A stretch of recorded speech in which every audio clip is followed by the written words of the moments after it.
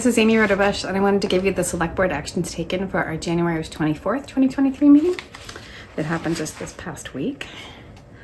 All right, so first we approved the minutes for the January 4th and January 10th meetings. We received the resignation of Renee Dean from the Sustainable Green Committee, so that means there is an opening on Sustainable Green Committee if anyone is interested in applying. We appointed John Cordello to the Veteran Celebration Committee, so we're happy to have that spot filled. There have been some vacancies on there for a while. Let's see. We reviewed the consolidated budget submission, which is, was a really long, detailed presentation by the town manager and the town finance, town CFO. So I definitely recommend people check that out. The documents are online, and you can watch the video where they explain it all. We do have still a budget gap, but it's narrower than it was before. We have about a $1 million budget gap from what was requested by the select board to what we ended up with. It originally had been 2.8 million, so we're happy that it's a little smaller now, but we still have to work towards getting it down $1 million less, because we don't want to have to do an operational override, because that is not the best way to go, and nobody wants an override. So let's see, for the town meeting warrant, we discussed that we will add the following articles: acceptance of town reports, set the salary of elected officials, accept the Fox Hollow Road as a public way, accept Box Mill Road as a public way. And we also submitted the net zero resolution into the town meeting warrant. We will co-sponsor that with the Sustainable Green Committee. And then there were a couple items that we're going to wait and discuss later. There's a general bylaw for short-term rentals like Airbnbs that would have a permitting licensing process for people who want to rent their home out like a business continually. Let's see. I think there was another one that we delayed on too. Let me see, what was that?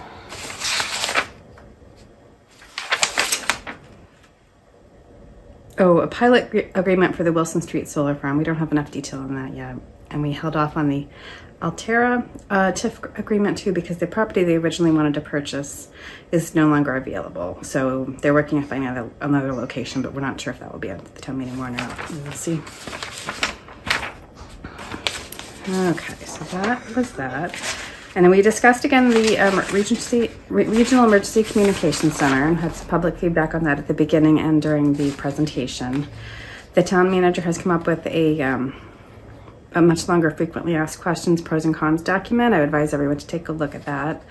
We're not going to make a decision until our February 14th meeting, but that will be the latest we can do that, because the grant would be due to be submitted to the state on I believe it's March 5th. So all the towns, Southborough, Westborough, Grafton, and Hopkinton, agreed to decide by February 14th so that the towns that want to go forward can go forward with or without some of the other towns.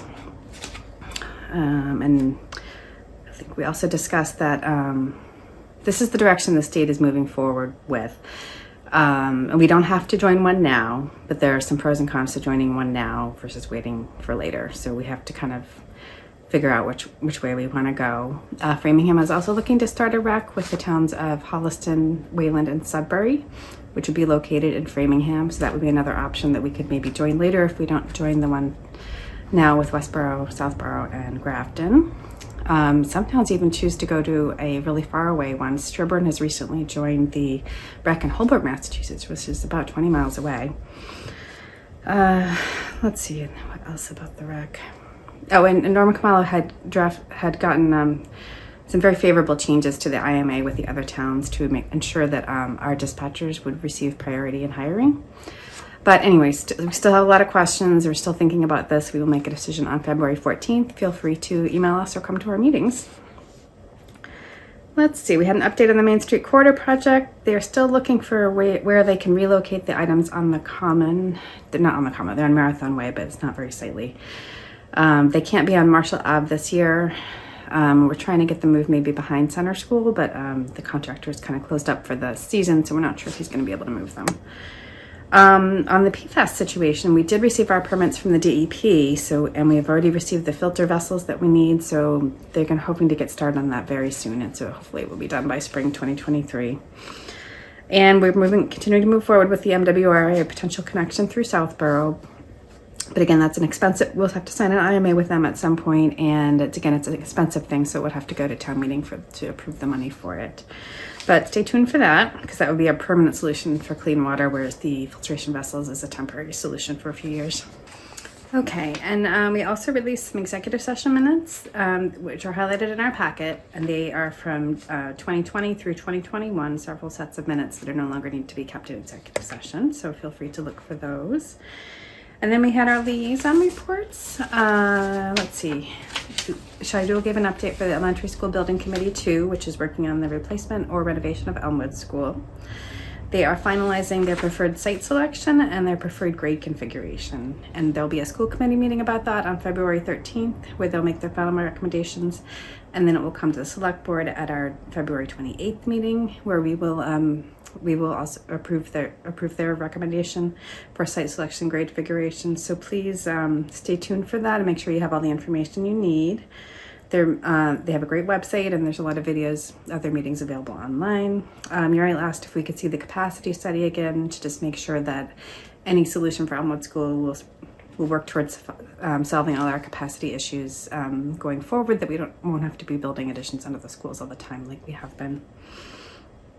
Muriel also mentioned that the Youth Commission has reorganized recently, and she's looking forward to their work as a newly reinvigorated committee. And we mentioned that there's an Eagle Court of Honor coming up in February for the Troop 4 Scouts that we met at our January 10th meeting, and Muriel is going to attend that on behalf of the Select Board. And I think that was it. It was a very long meeting with long, thoughtful discussions on both the budget and the Regional Emergency Communications Center. Thank you.